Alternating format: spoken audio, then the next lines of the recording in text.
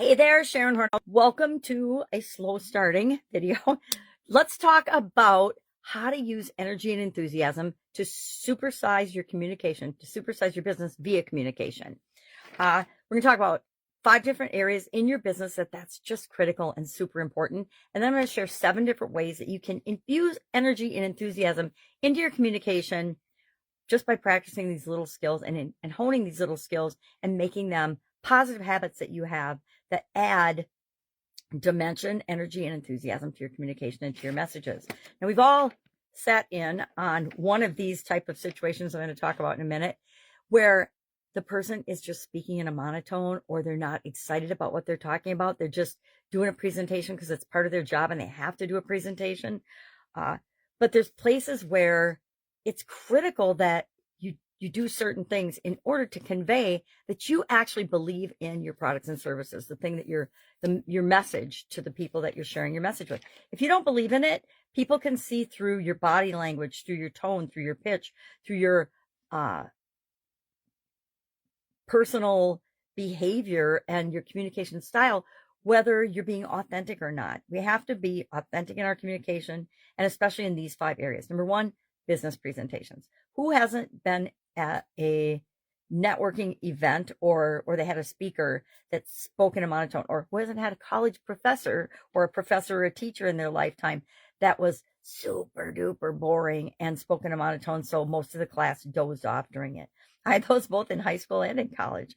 My favorite was the history professor at Marquette University, who I can't remember his name now, but somebody warned me my freshman year that if I took that class, which was a required class back then, in history, you had to take some kind of history and you got that professor sit front and center. And even though he spit a lot, the only way you were going to stay awake in that class, and it was so true, every class that semester, somebody dozed off and fell asleep and their head hit the desk because he spoke in an absolute positive monotone.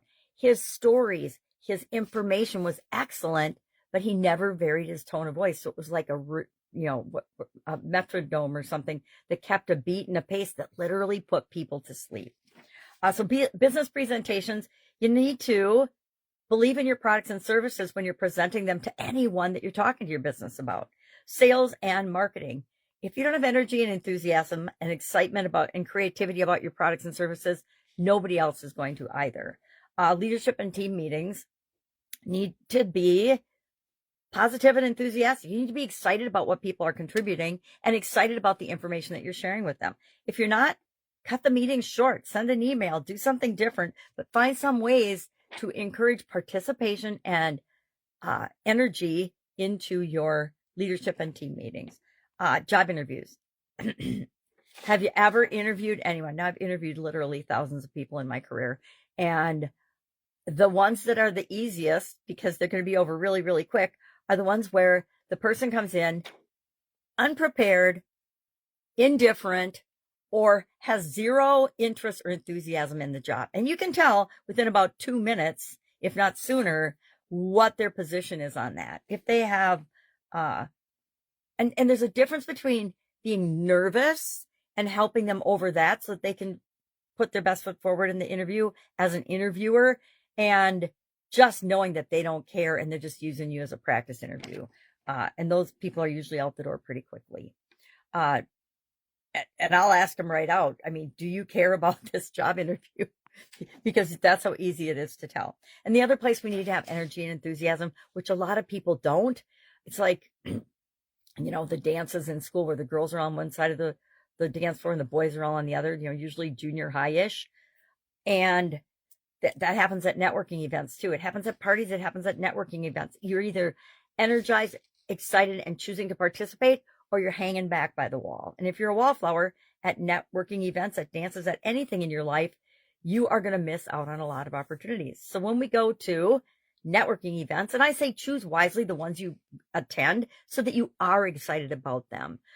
There was a big push back in the 80s and 90s, at least in my experience, that everybody needed to participate in trade industries and networking events in every place they possibly could. And what happened is people got burnt out. You get burnt out if you're just going to a networking event every single week for the sake of going to a networking event every single week. You lose your energy and enthusiasm, and people sense that. Guess what? People aren't going to come up and talk to you or even want to talk to you unless you're excited and enthusiastic about what you're there to share.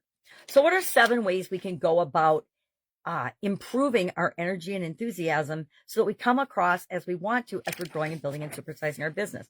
Because nothing will help you grow your business faster, getting funding, getting people excited about your business, than doing just that through your communication. So we want to make sure that we're using and doing all of the things we possibly can. So number 1 is use positive body language, right? Eye contact, make eye contact with people, smile, be excited, be actually authentically excited and enthusiastic about your business. Again, because if you're not, nobody who's helping you build that business is going to be. If you're not leading that and sharing your enthusiasm, nobody is going to want to do business with you. Even vendors will shy away if they think that you are going to be a problem customer for them, right? It's true. People are all out looking for who is their ideal person to work with, and they want more people like that, not people that are problems or negative or whiny, etc. A little bit of a tickle in my throat.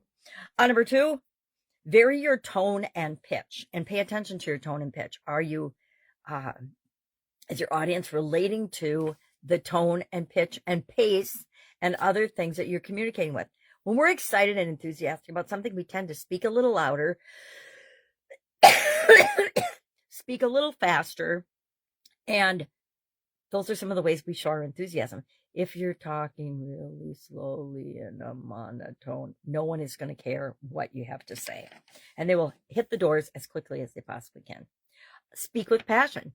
Use words, language, believe in what you're saying. The number 1 way to speak with passion is actually believe in what you're saying. If you don't believe in the message you're conveying, it is really, really hard to convey that message with enthusiasm and excitement.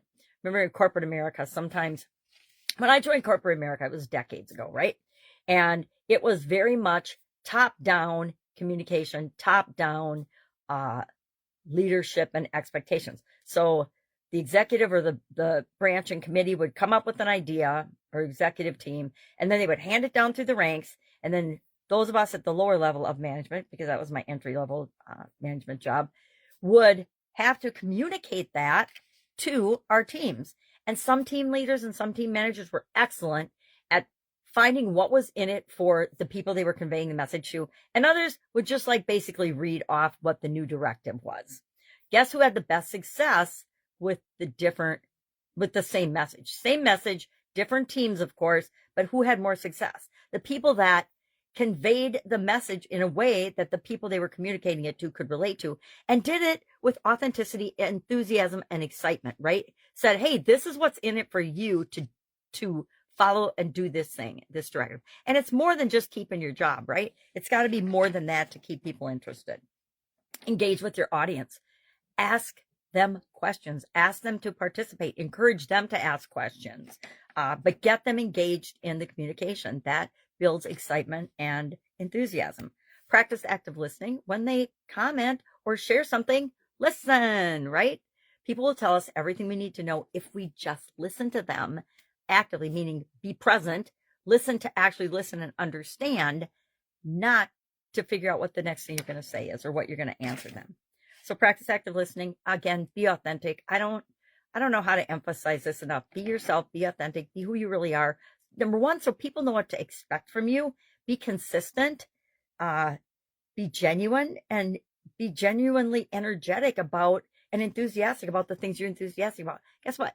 None of us are ever excited, enthusiastic about everything, right? There are things that we just don't have the energy to care about, and we're saving our energy for the things that are most important to us and to building and growing and supersizing our business. And finally, stay energized so that you can be energetic. Eat right, get some rest, get enough rest, stay hydrated, move your body, get outside in nature. All the things that are healthy for our body, mind, and psyche and soul, we want to make sure that we're doing so we've got the energy to communicate in the way that we want in order to build and grow and supersize our business. So I'd love to know your take on this. I say pick one today, one thing, one of the 7, and just practice it today for the fun of it. Practice active listening. Practice being authentic. Practice having energy in your communication. Practice your tone and pitch, and see the kind of reaction you get when you use different tones, different pitches, different speaking styles or body language. All right, that's it. Any questions, hit me up and ask. You can always ask on this video. You can always direct message me. Otherwise, have a great day. And I'll, of course, see you tomorrow with another communication topic for this month. Have a great day.